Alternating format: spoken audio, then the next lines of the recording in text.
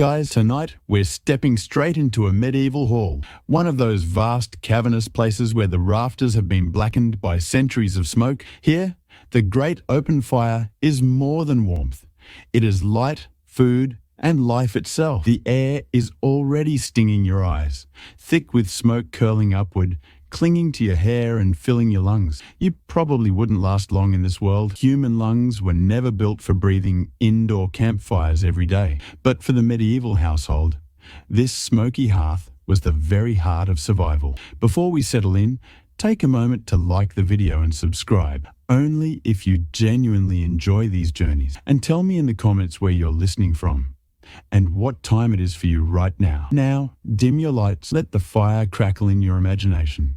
And let's begin. The fire is not just for cooking, it is the beating heart of the house. You crouch near it, warming your toes, and realize that it's working overtime. It dries wet clothes, heats ale, wards off illness, and, in the minds of some, even keeps evil spirits away. Sparks leap upward and fade on the hard-packed earth as a heavy iron pot dangles on a chain, hissing with a stew that smells faintly of onions, barley, and maybe, just maybe, a scrap of pork if today is a lucky day. The hearth doesn't sit neatly against a wall with a chimney like you'd expect, but in the center of the room so everyone can share its heat. Above, the roof is dark and high, with a hole or vent where the smoke is supposed to escape.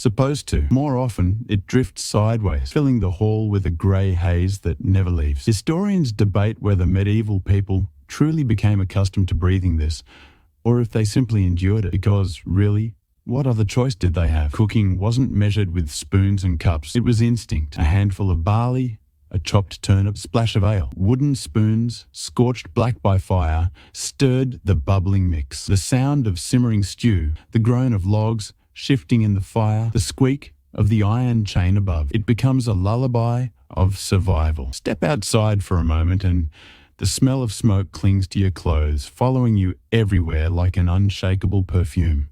Villagers carried that scent with them, as though it were a badge of life itself. To us, it might smell harsh. To them, it was home. Cooking over fire also meant constant watchfulness.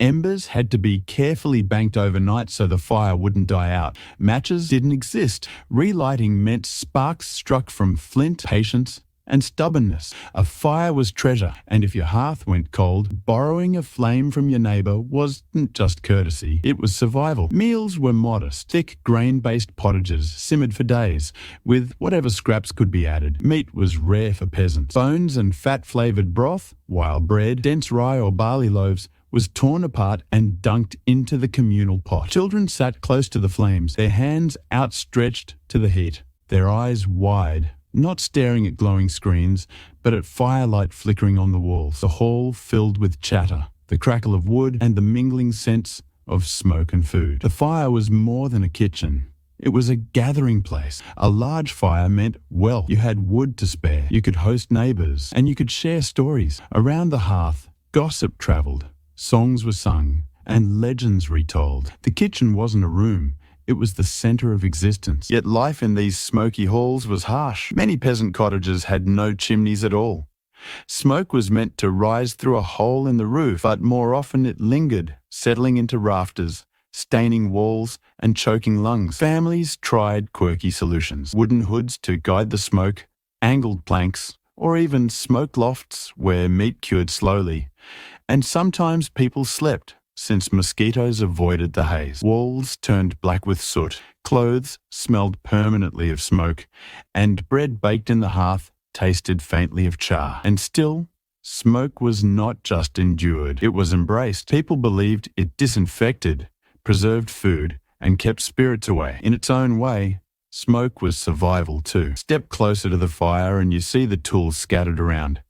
Rough clay pots, darkened from years of flames, heavy iron cauldrons with stubby legs, built to sit in glowing embers, long-handled frying pans, stone mortars pounding garlic and herbs, wooden spoons carved anew when old ones snapped. Nothing gleams, but everything works. Each item is scarred, scratched, and repaired. Nothing is wasted. These were not gadgets. These were lifelines. Listen carefully. and the hall becomes an orchestra. The bubble of stew, the clang of iron, the scrape of wood against clay, the steady thud of a pestle grinding salt, the hiss of fat in a pan. It lacks polish, but not rhythm. It lacks precision, but not soul. This was the music of survival. And then, outside the home, there was the communal bakehouse. The smell of yeast fills the air before you even see it. A great domed oven, glowing hot, ready to feed an entire village. Families bring dough wrapped in cloth or carried in baskets, each loaf marked with its own slash or symbol so they aren't mixed up. The oven master slides them in, sparks flying, and soon the smell of crust fills the square. But not all ovens were free. Many were owned by lords or abbeys, and villagers had to pay to use them,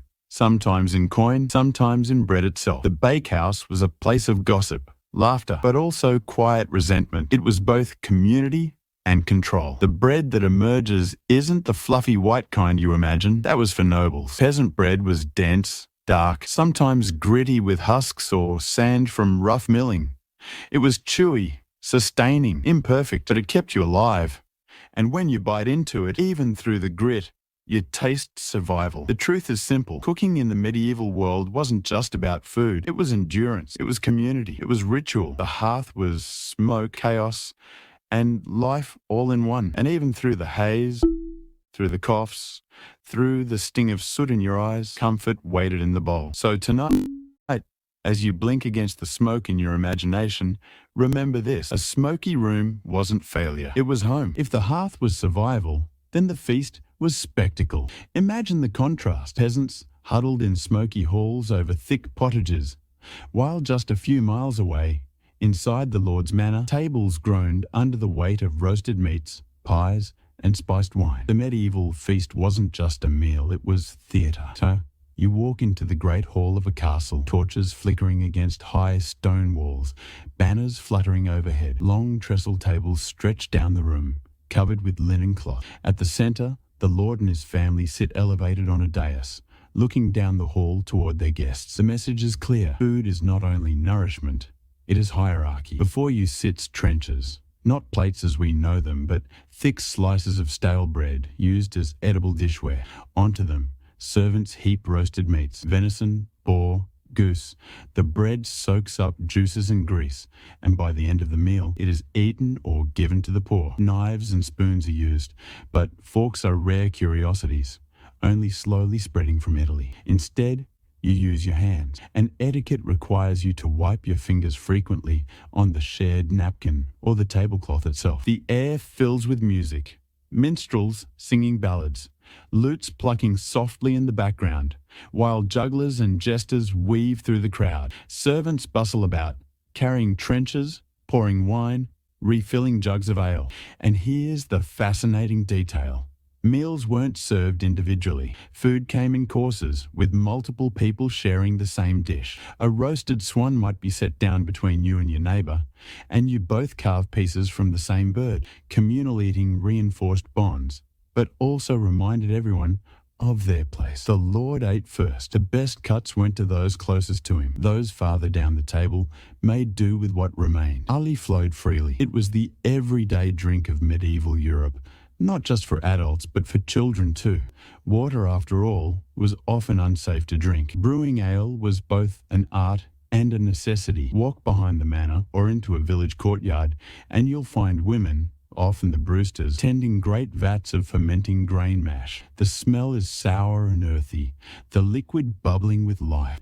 Ale was weaker than modern beer, more nourishing than intoxicating, and it provided calories as much as hydration. Stronger brews were reserved for feasts and celebrations, when cups were raised and toasts shouted across the hall. There's a quirky tidbit here.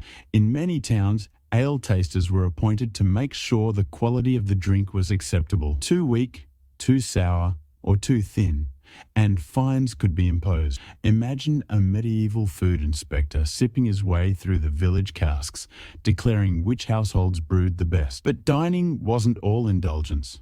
It came with rules. Medieval etiquette manuals advised not to lick your fingers too noisily, not to blow your nose on the tablecloth, not to gnaw the bones like a dog, and yet, To us, the scene might still look chaotic. Bones tossed onto the floor, dogs waiting eagerly underfoot, and servants hurrying to sweep the mess away. The symbolism of food was everywhere. A peacock might be roasted and then redressed in its own feathers, carried into the hall as a dazzling centerpiece. A pie might be filled with live birds that burst out when the crust was cut open, a spectacle designed to impress. Spices, cinnamon, ginger, saffron, were treasures imported from faraway lands, worth more than their weight in gold, and their presence on the table shouted wealth and power. Meanwhile, outside the walls of the manor, villagers ate simpler meals: cheese, onions, cabbage, beans, dark bread, seasonal, repetitive, but sustaining. Their feast days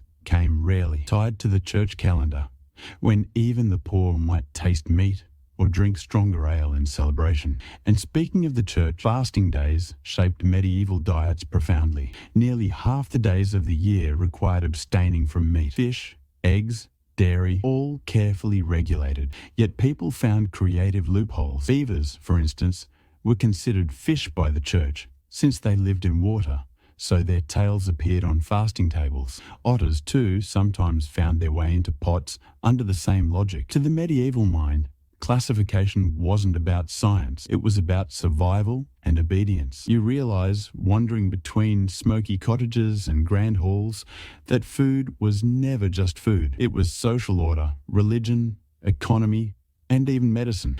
Garlic was thought to purify the blood. Ale was safer than water. Spices balanced the humours of the body. And every meal, whether a peasant's pottage or a lord's feast, carried with it the weight of meaning. The fire, the tools, the bread, the ale, the feast, they all tell you the same story. In the medieval world, eating was survival, but it was also identity. What you ate, how you ate, and where you ate said everything about who you were. But not every table in the medieval world was filled with bread and meat. Hunger lurked constantly, like a shadow at the edge of the fire. When the harvest failed, when rains drowned the fields, or frost killed the crops, famine swept through villages like an invisible army. You walk along a muddy path after a stormy summer, and the fields lie bare. Grain rots where it should have ripened. The villagers' faces are hollow, their eyes fixed not on feasts, but on survival. Families scrape together whatever they can. Acorns ground into bitter flour, roots dug from the forest floor, scraps of barley mixed with weeds. Bread turns grey and harsh in the mouth, gritty and almost inedible. Children chew slowly, not because they savour, but because their stomachs ache too much to rush. One mainstream fact: the Great Famine of 1315-1317 devastated much of Europe. Crops failed for multiple years in a row, rains never seemed to stop, and food prices skyrocketed. In some places, grain cost 6 times what it had just a year before. For ordinary peasants, that meant bread was suddenly as unreachable as gold. Historians still debate the darkest rumours, that in desperation, some resorted to eating dogs, cats, or even worse. Chroniclers wrote of parents abandoning children, of bodies left unburied because no one had the strength to dig graves. Whether all of these stories are true or exaggerated, the fact remains. Famine was a terror that haunted every medieval household. You could work hard, pray hard, and still starve if the weather turned against you. Even outside of famine years, food insecurity was constant. A peasant family's diet leaned heavily on grain, and if that supply ran short, meals became meagre very quickly. Lentils, beans, peas, and cabbage might stretch things out, but weeks of nothing but weak pottage and coarse bread left bodies thin and weary. Malnutrition showed itself in the pale faces of children, in the hunched backs of adults, in teeth rotting from gritty flour. And yet, survival bred creativity. You picture a mother standing by her smoky hearth, stirring not barley, but boiled nettle, or baking bread from ground chestnuts. Herbs from the hedgerows became precious. Weeds were transformed into soups. Every edible leaf or root became a lifeline. There's a quirky tidbit here. In some regions, people brewed small beer so weak in alcohol it was barely intoxicating. It wasn't for pleasure. It was liquid bread, providing just enough calories and hydration to survive when food was scarce. The irony was sharp. While peasants struggled to stretch a single loaf, nobles still feasted in their halls. Chroniclers describe wagons of food being sent to manors even during the famine, while villagers starved just outside their gates. Hunger was not only about weather, it was about inequality. The gap between bread and meat, between feast and famine, was a chasm that defined the medieval world. Religion, too, shaped responses to hunger. People believed famine was a punishment from God, sent to test or chastise them. Churches filled with prayers and processions, begging for rain to stop or sun to return. Bells rang, candles burned, and barefoot pilgrims walked through villages carrying holy relics. Yet even faith could not always fill an empty stomach. You close your eyes and hear the silence of an empty hearth. No bubbling pot, no clatter of spoons. Just the cough of a hungry child, the slow groan of someone too weak to rise. It is a stark reminder that for all the warmth of feasts and fires, food in the medieval world was fragile. One bad season could topple everything. And yet, when the harvests returned, when bread once again filled ovens and ale bubbled in barrels, the relief was overwhelming. Festivals erupted, bells rang in gratitude. Families gathered around fires with tears of joy as much as hunger, savoring even the simplest pottage as though it were a banquet. Hunger gave meaning to feasting. Scarcity gave weight to celebration. In the medieval world, every loaf of bread, every sip of ale, every bubbling pot carried with it a memory of the times when there was none. Famine was the shadow, festivals were the fire, and no time of year burned brighter than harvest. Imagine a field of golden wheat finely cut, the air thick with the smell of fresh straw. Villagers gather, not only to work, but to rejoice. The first loaf of bread from the new grain might be carried into church, blessed, and then broken among the community as a sacred promise. Hunger has been beaten back, at least for now. Harvest festivals weren't just about food. They were about survival celebrated, fear transformed into relief.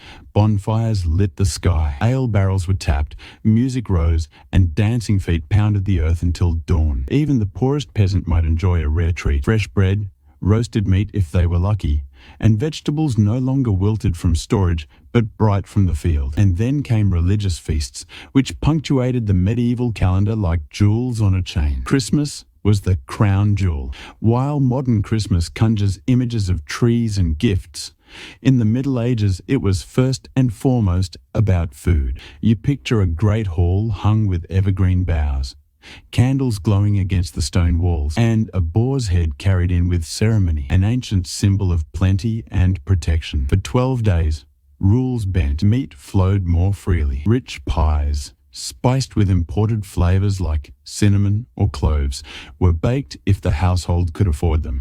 Even the poor might receive alms, food or drink given out by monasteries and nobles in honor of the holy season. It was one of the few times a peasant might taste something exotic or rare. Easter, too, was tied deeply to the rhythm of food. After the long, lean weeks of Lent, when meat, dairy and eggs were forbidden, Easter Sunday exploded with abundance. Imagine the joy of cracking open the first egg after weeks of denial, or pouring cream into a pottage so rich it almost tasted sinful. Food wasn't just nourishment here.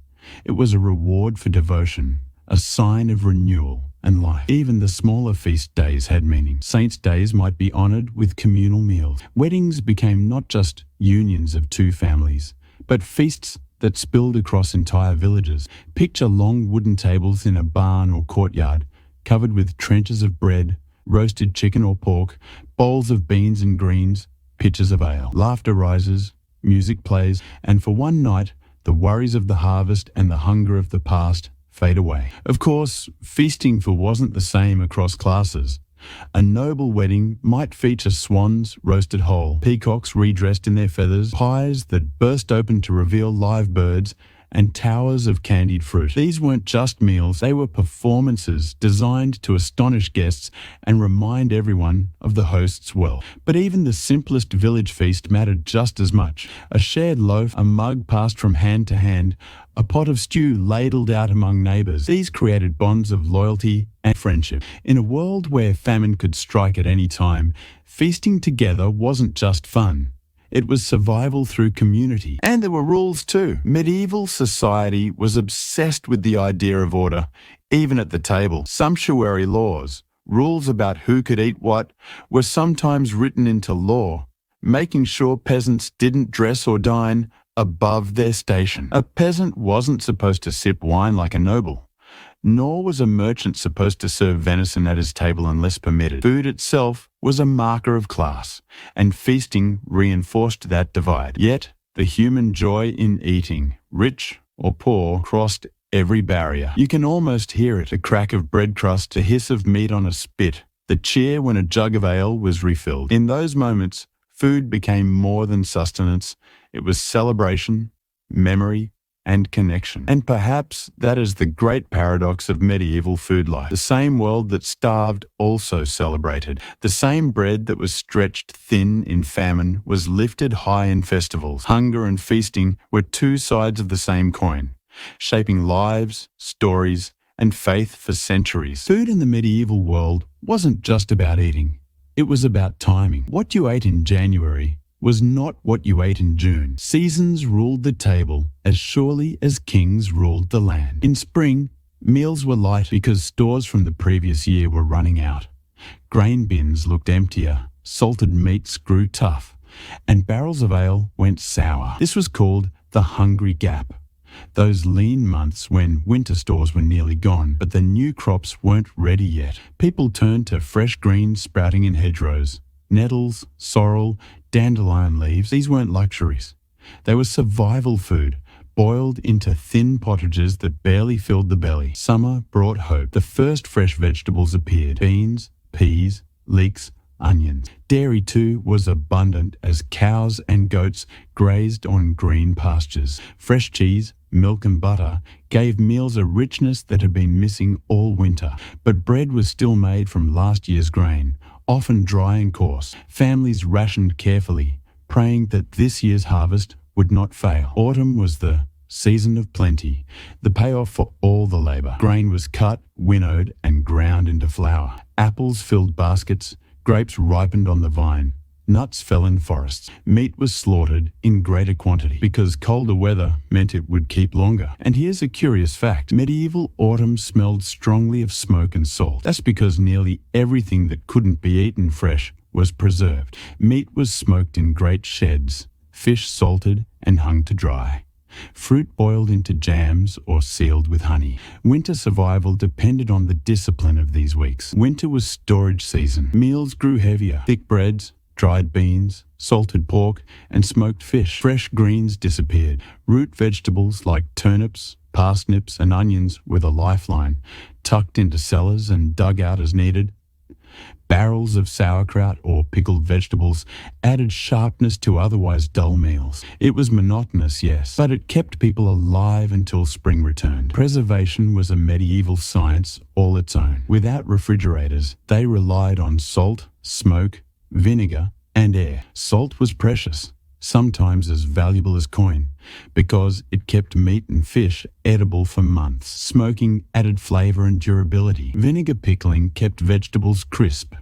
Even beer and ale weren't just drinks, they were ways of preserving grain calories in liquid form. For the wealthy, spices were another form of preservation and display. Pepper, cinnamon, and cloves masked the taste of meat that was beginning to spoil. In truth, spices weren't just for flavor. They were insurance against waste, but their rarity made them symbols of wealth, so much so that a pouch of pepper could be used like cash in trade. Seasonal cycles shaped not just diets, but identities. A peasant knew hunger in March, relief in August, celebration in October, and monotony in December. A noble experienced variety, but still lived under the same rhythm of harvest and preservation. Everyone, rich or poor, bowed to the seasons when it came to food, and religion wove itself into this cycle. Lent, Advent, and other fasting periods often aligned with the natural scarcity of the year. Was this coincidence or a deep cultural adaptation? Historians argue both. What's certain is that faith gave meaning to hunger.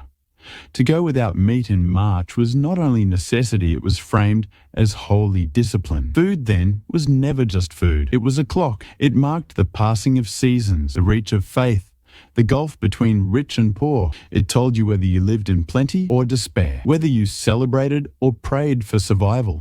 Close your eyes and imagine a medieval table through the year. In April, nettle soup in a rough wooden bowl. In July, peas fresh from the garden, boiled with onions. In October, bread hot from new grain, paired with a jug of ale. In January, salted pork carved from a hard slab, boiled with turnips pulled from the cellar floor. Each season, a different flavour, a different rhythm. This cycle was life itself. It shaped not just what medieval people ate, but how they thought about the world, fragile, fleeting, and always at the mercy of time. Picture the scene. A long wooden table in a smoky hall, torches burning on the walls, and a hush falling as the food is carried in. Before anyone touches a morsel, hands must be washed. Servants pass around basins of water with sprigs of herbs floating on top, and towels are offered for drying. Clean hands weren't just about hygiene. They were a signal of respect and readiness. Now, forget forks. They were rare in most of medieval Europe until the very late Middle Ages. Instead, diners ate with knives, spoons, and, most importantly, their fingers. But there were rules. You were expected to use only 3 fingers to pick up food: the thumb, the pointer, and the middle finger, because it was considered more refined than grabbing with the whole hand. And you never licked your fingers. You wiped them on the bread, which doubled as napkin and plate. Speaking of bread, let's talk about trenchers. At noble feasts, slices of stale bread were used as edible plates. Thick hunks of yesterday's loaf were cut into flat pieces and placed in front of each guest. Meat, stews, or sauces were served on top of them. By the end of the meal, the trencher had soaked up rich juices and flavours. A wealthy diner might eat it as a savoury ending, while in some places, trenchers were collected and given to the poor as alms. Even leftovers became part of the social order. Drinking, too, had its rules. Cups were often shared between 2 people. Imagine passing a heavy wooden mug or silver goblet back and forth. You were expected to take a measured sip, wipe the rim, and hand it back politely. Too greedy a gulp, and you'd mark yourself as ill-mannered. At the high table where the lord, lady, or most honoured guests sat, everything was performance. Dishes arrived in careful order, announced with ceremony. First came soups or broths, then roasted meat, then spiced pies or sweets. A feast wasn't about piling everything at once. It was about pacing, surprise, and showmanship. Peacocks or swans might be served redressed in their feathers, shimmering like living jewels. Sometimes pies were baked to burst open and release doves or musicians hidden inside. Food became theatre, but at the lower tables, the experience was simpler. Stew ladled into shared bowls, bread passed along, and a knife used for both cutting and spearing. Manners still mattered, though. You never reached across your neighbour, never blew on hot food, and never talked with your mouth full. Rules that sound familiar even today. Religion shaped manners as well. Meals often began and ended with prayers. Fasting seasons didn't just ban meat. They also altered how food was eaten and served. Certain gestures, like crossing yourself before lifting a cup, became habits woven into dining culture. And here's an odd little detail. Salt. In many noble halls, the salt cellar, a decorated container for precious salt, was placed at the centre of the table. Those seated above the salt, closer to the Lord, were the most honoured guests, while those below the salt were of lower rank. Even the position of seasoning reinforced social hierarchy. For peasants, manners were less formal but still present. Families ate together around the hearth, often from a shared pot. A father might serve himself first, followed by sons, then daughters, then the mother. Last, another reflection of the patriarchal order. Yet, there was also intimacy in this closeness. One pot, one loaf, one family surviving together. The contrast is striking. In the same century, one table might display a roasted boar's head carried in with trumpets, while another saw a mother break a loaf of coarse bread into 5 equal pieces, praying it would be enough. But both tables shared the same essence. Food was never casual. Every meal carried weight of faith, of status, of survival. Dining in the medieval world wasn't just about filling your stomach. It was about showing who you were, where you belonged, and what you believed. In the medieval mind, food wasn't only about taste or nourishment. It was about balance. Health was understood through the theory of the four humours: blood, phlegm, yellow bile, and black bile. Every food was thought to have qualities hot or cold, wet or dry, and the job of eating was to keep these forces in harmony inside the body. For example, cucumbers were considered dangerously cold and moist. If you ate too many, you risked filling your body with phlegm, making you sluggish and weak. Pears too were suspect. Some believed they caused fevers if eaten raw. To counteract this, people might bake fruit, spice it with cinnamon or ginger, or serve it with wine to correct its humoral balance. Meat, on the other hand, was considered hot and moist, giving strength and energy. But too much red meat was believed to inflame the passions, making a person prone to anger or lust. That's one reason why monasteries often banned meat in their diets, not only as an act of piety, but also to tame the body. Fish, by contrast, was considered more cooling and pure, better suited for holy living. Even bread had its place in this medical philosophy. Fine white bread was thought to be lighter and healthier for nobles, while coarse rye or barley bread was heavier, harder to digest, and thus more fitting for peasants. It wasn't just about class preference, it was about what doctors, priests, and traditions said the body needed. And then there were taboo foods. Some were banned for religious reasons: meat during Lent, certain animals that were considered unclean, or dishes linked to pagan traditions. Others were avoided out of superstition. Nightshade plants, like tomatoes or potatoes, wouldn't arrive in Europe until later, but even then, they were eyed with suspicion because they belonged to the same family as poisonous plants. Mushrooms, too, were mistrusted. Peasants sometimes ate them, but many feared they were linked to witchcraft or death. Drinking had its own mysteries. Water was rarely trusted on its own, stagnant and unsafe in many towns, so ale and wine were seen as safer. Doctors even recommended weak beer or watered wine as part of a healthy diet. Strong wine, though, was thought to heat the body too much, leading to fiery tempers or sinful desires. Again, the humours shaped everything. Food was medicine, but medicine was also food. A sick child might be fed a broth with sage or thyme, herbs believed to strengthen the blood. Almond milk, a staple in wealthy kitchens, was prescribed for stomach troubles because it was considered gentle and cooling. Spices like ginger, pepper, and cloves weren't just luxuries, they were cures, brought at great expense from the East, and treasured as both flavour and remedy.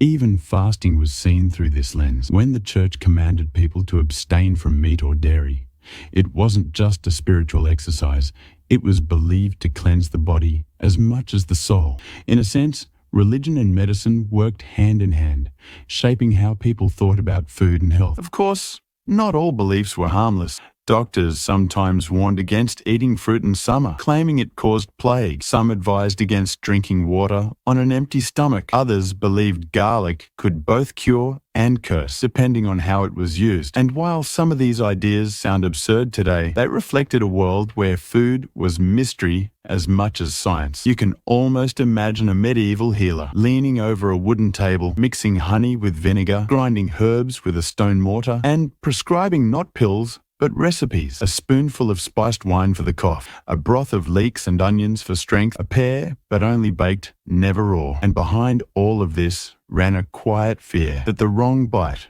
the wrong balance, the wrong food at the wrong season could tilt the body into sickness or even death. If the smoky peasant hall was about endurance, the noble feast was about display. Imagine stepping into a great castle's hall on the night of a banquet. The fire here is larger, the air still smoky, but the scale feels different. Tapestries hang on the walls, their woven threads hiding drafts from the stone. Long wooden tables stretch across the floor, covered not in neat tablecloth, but in trencher bread, thick, stale slabs used as edible plates. This is not quiet eating. The sound is overwhelming. Laughter, clattering knives, the thump of boots, the barking of dogs underfoot waiting for scraps. You glance upward, and the rafters aren't just blackened with soot, they're alive with noise. Minstrels sing, and servants hurry with dishes so elaborate that they feel like performances rather than meals. Here you see the world of illusion foods, where cooks turned dining into theatre.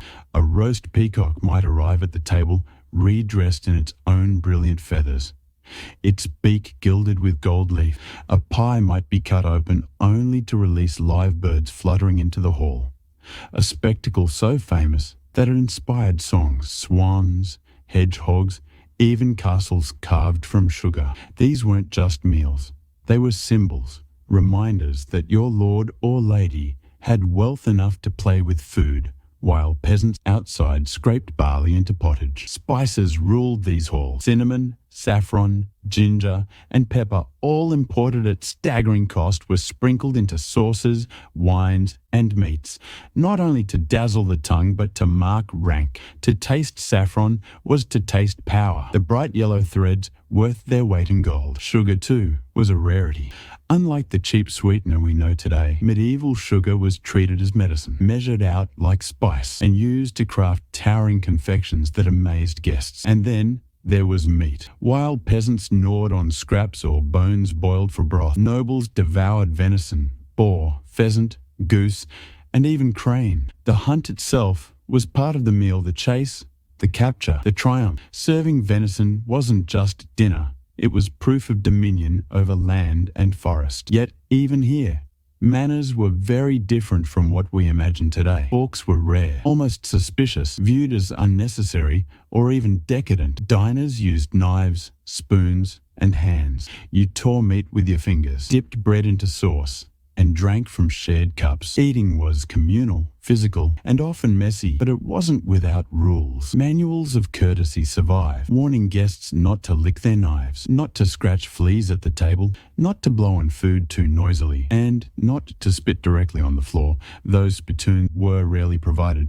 So the rule was honored more in theory than in practice. Music, storytelling, and ceremony wove through the feast. A noble host used meals as diplomacy, binding allies, showing off wealth, intimidating rivals. To sit at the high table was to be honored. To be given the best cuts, the breast of a bird, the haunch of a deer, was a mark of favor. And yet, beneath all the spectacle, you realize something simple. Even here, food was survival. The trappings were richer, the flavors more complex, but the goal was the same: to eat, to endure, to celebrate being alive in a world where tomorrow was never guaranteed. And when the feast ended, the remains told their own story. Trenchers soaked with sauce were given to the poor or to dogs. Bones were scraped and boiled for soup. Leftover pies and meat were salted for later. Waste, though it existed, was far less than in our modern world. Even the grandest banquet echoed the same rhythm of the peasant hearth. Nothing wasted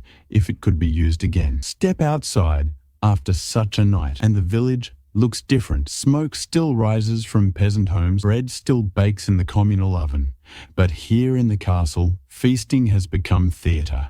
Food transformed into power, belief, and spectacle. If a feast displayed wealth, famine revealed fragility. The medieval world lived under the constant threat of hunger, and no matter how grand a lord's hall or how humble a peasant's cottage, everyone was at the mercy of the harvest. Picture the year 1315. Rain falls endlessly, drowning crops, rotting grain in the fields, and turning roads to mud. Livestock weaken, hay spoils, and the great granaries run empty. This was the beginning of what we now call the Great Famine of 1315-1317, a disaster that swept across Europe and killed millions.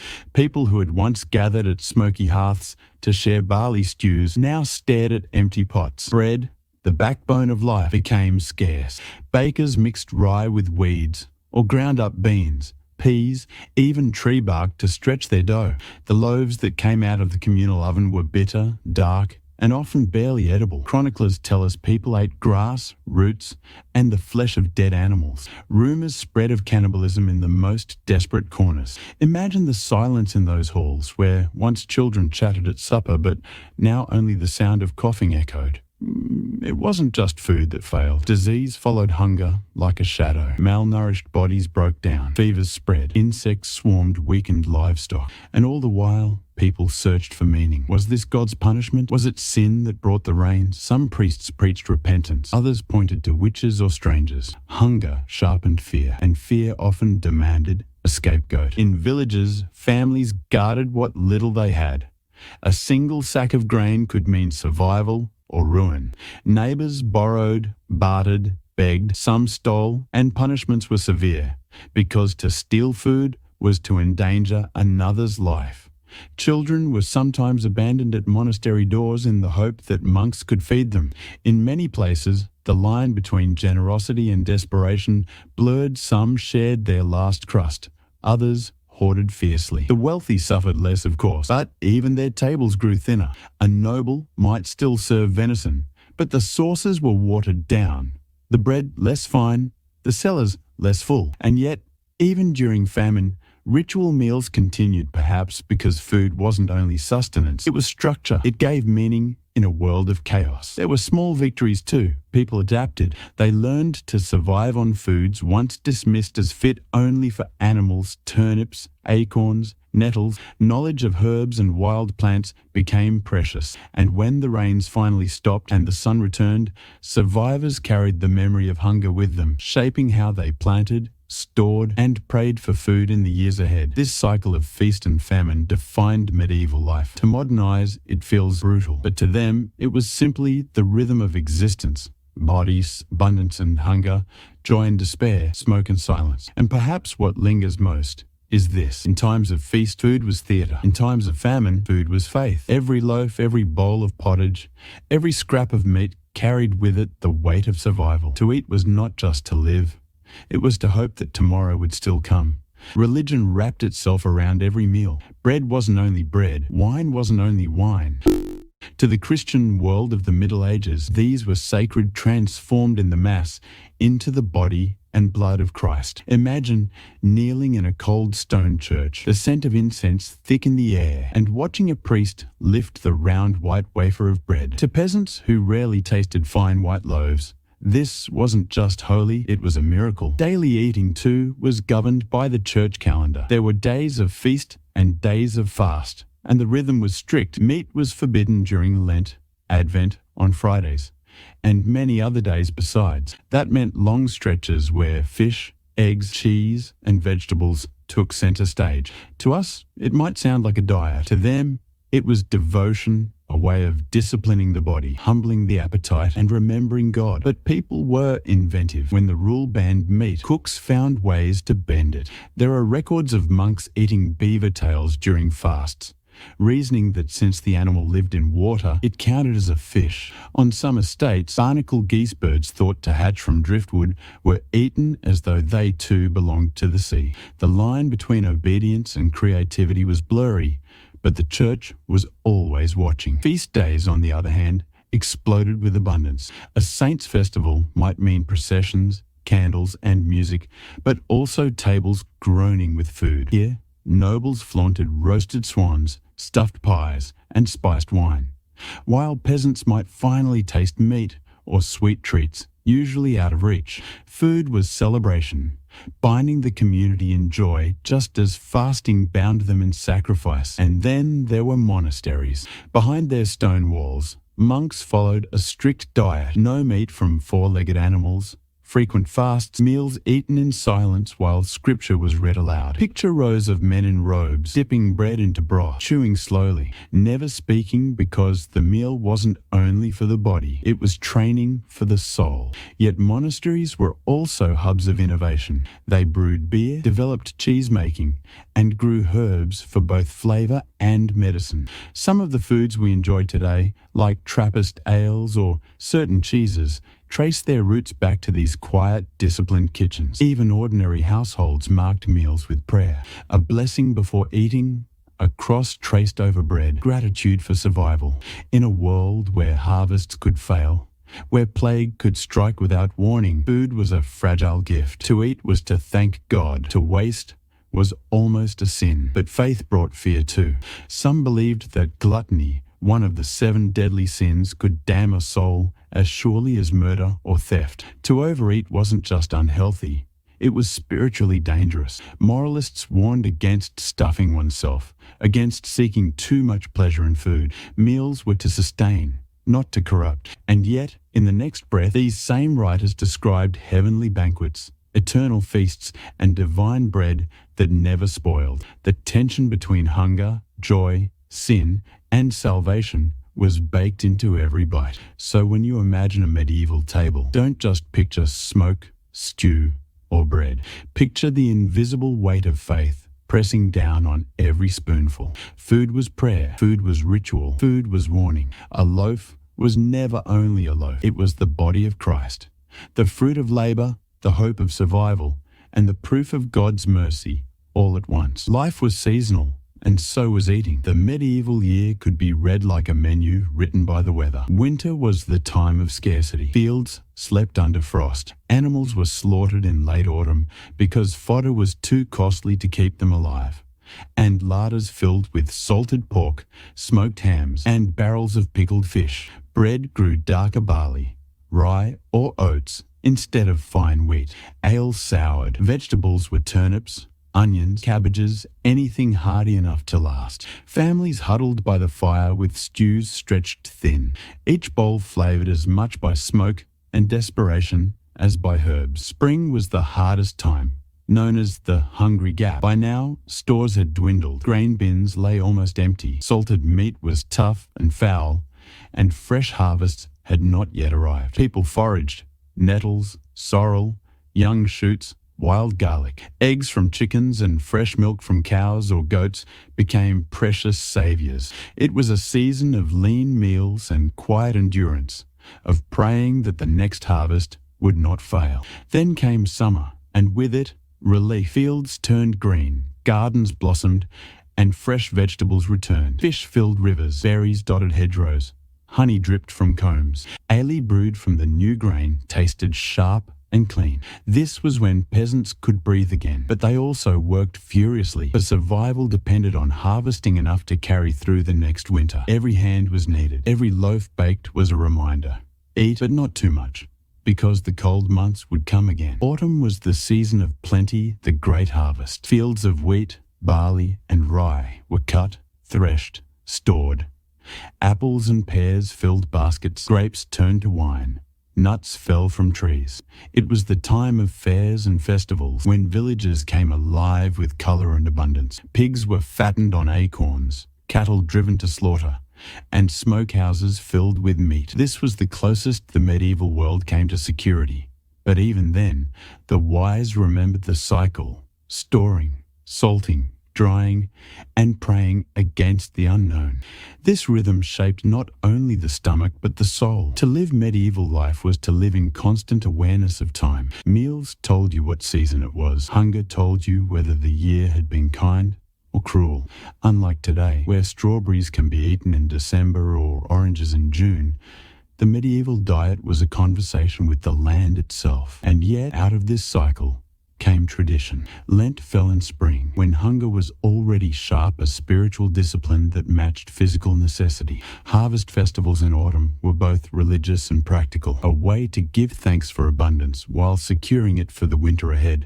Even stories and folklore followed the food cycle. Winter tales of survival, spring tales of hope, autumn tales of plenty. To be medieval was to eat the seasons. Bread wasn't just bread, it was summer's sun, autumn's labour, winter's endurance, and spring's salvation, all baked into a single crust. Picture a weary traveller approaching a manor house as dusk falls. Roads in the medieval world were dangerous, full of bandits, wolves, and hunger. To be offered shelter and food was not only welcome, it could be life-saving. Hospitality wasn't optional.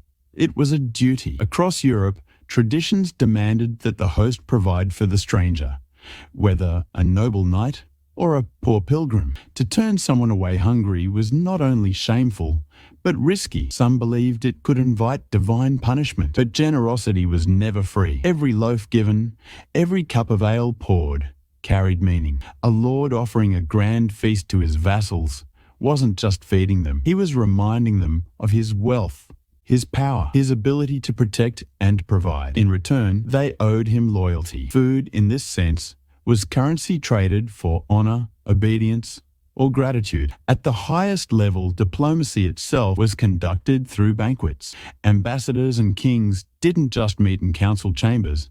They sat at tables groaning with roasted boar, gilded pastries, and wine flowing like rivers. A weak feast signaled a weak ruler. A lavish one could intimidate, impress, and win allies without a sword ever being drawn. Even silence at such meals spoke volumes. Who was seated closest to the Lord? Who was given the choicest cut of meat? Who had to wait until last? A meal could settle disputes, cement marriages, or fracture alliances. For peasants, hospitality had a different but no less vital role. Neighbours shared food in times of famine, passing bowls of thin pottage or loaves of bread when one family had nothing left. Weddings in villages were marked not only by vows, but by feasting, with everyone bringing what they could: a chicken, a jug of ale, a pie. These gatherings weren't about showing wealth, but about binding the community together, ensuring survival through solidarity. Monasteries, too, became centers of hospitality.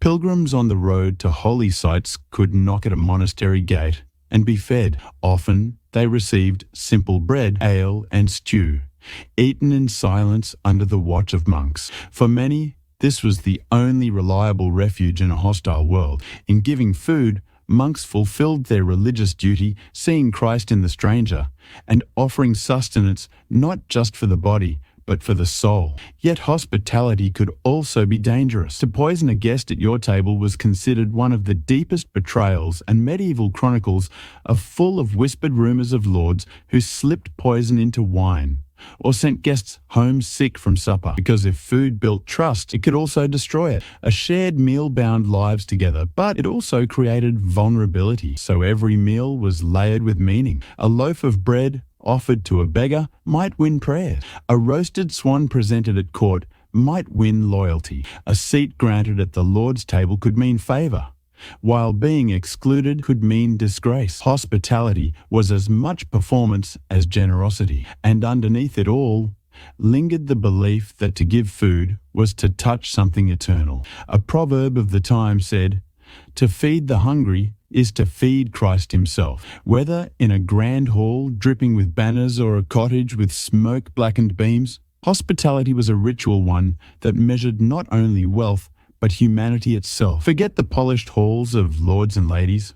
The real work of food happened in the kitchens, loud, dirty, dangerous places, alive with fire and the clang of iron pots. Step inside and the air chokes with smoke from a great open hearth, big enough to roast an ox. The floor is slick with grease. Dogs lurk in corners hoping for scraps, and servants shout over the roar of flames. Here, the cook ruled like a general. A good cook was prized, a bad one despised. Chronicles even joke that a spoiled feast could ruin a lord's reputation as surely as defeat in battle. Cooks managed not only flavours, but logistics, knowing how long to roast venison, when to season broth, how to keep bread from burning. They had to feed dozens, sometimes hundreds, on short notice, and they had to do it with no modern timers, no ovens with dials, no refrigeration. Everything depended on skill and instinct. Fire was both tool and enemy.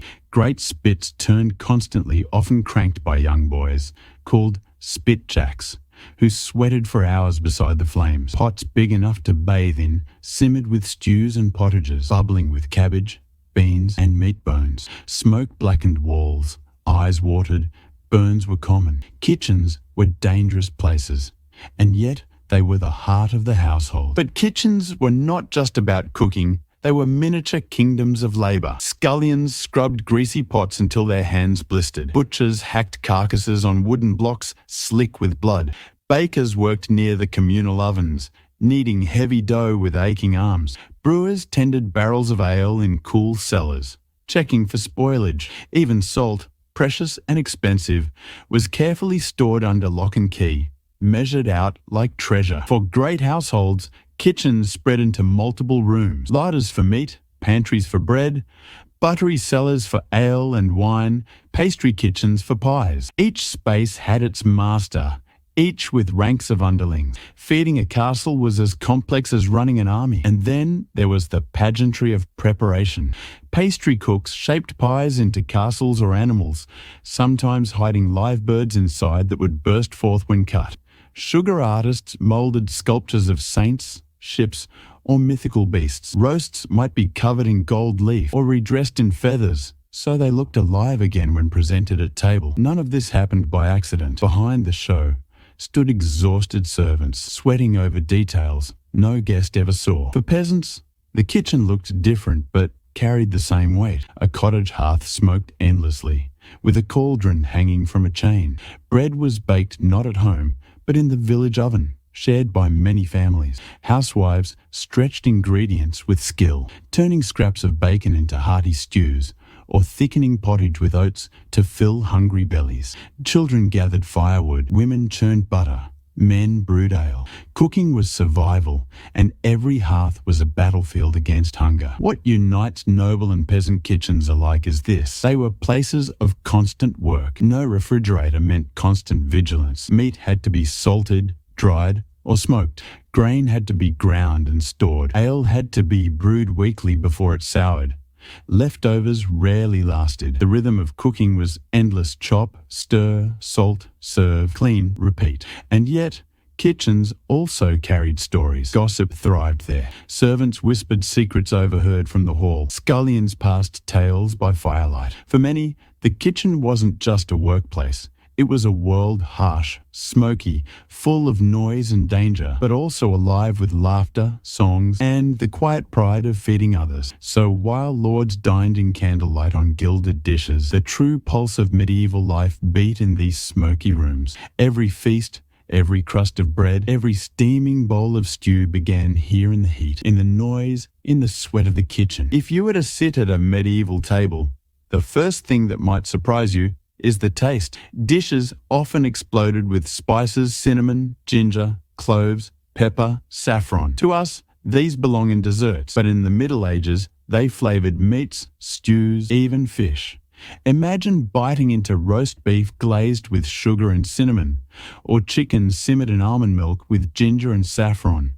Sweet, sour, spicy flavors tangled together in ways modern mouths might find confusing. But to medieval diners, this was sophistication. Spices were more than taste. They were treasure, carried by caravan and shipped from the east. Every pinch of pepper or thread of saffron was worth its weight in silver. To sprinkle cloves on your dish was to declare your wealth. To serve spiced wine called hippocras was to impress your guests. Spices were status, as much display as flavour. But not every table glittered with saffron. For peasants, the diet was simpler, earthier. Their daily fare was pottage, a thick soup of grains and vegetables, endlessly simmering in the hearth pot, enriched with whatever scraps of meat or cheese could be spared. It might taste of leeks, beans, onions, and cabbage. It might be bland, sour, or smoky, yet it filled bellies and kept life going. Bread, too, was constant dark loaves of rye, barley, or oats, dense and heavy, sometimes gritty with bran or ground peas. Meat was a luxury for most. When eaten, it was pork above all, salted,